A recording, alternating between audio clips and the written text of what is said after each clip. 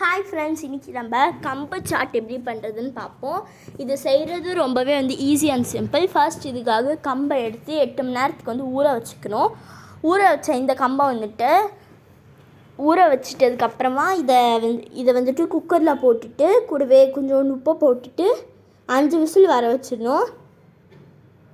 5 whistle வந்ததுக்கப்புறமா இதை strain பண்ணிவிட்டு வெங்காயம், கடுகு, கருவேப்பிலை, பச்சை மிளகா, அதுக்கப்புறம் உளுத்தம் பருப்பு அதெல்லாம் போட்டுக்கணும். அதெல்லாம் போட்டு நல்லாவே தாளிச்சுக்கணும்.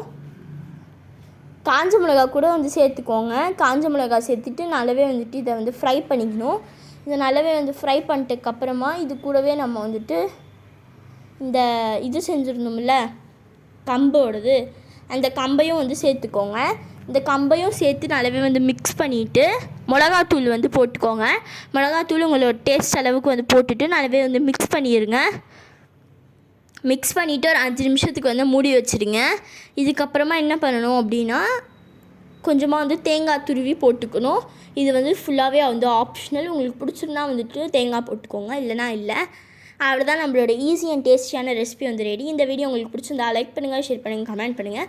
அதே மாதிரி இதை மார்னிங் பிரேக்ஃபாஸ்ட்டாகவும் எடுத்துக்கலாம்.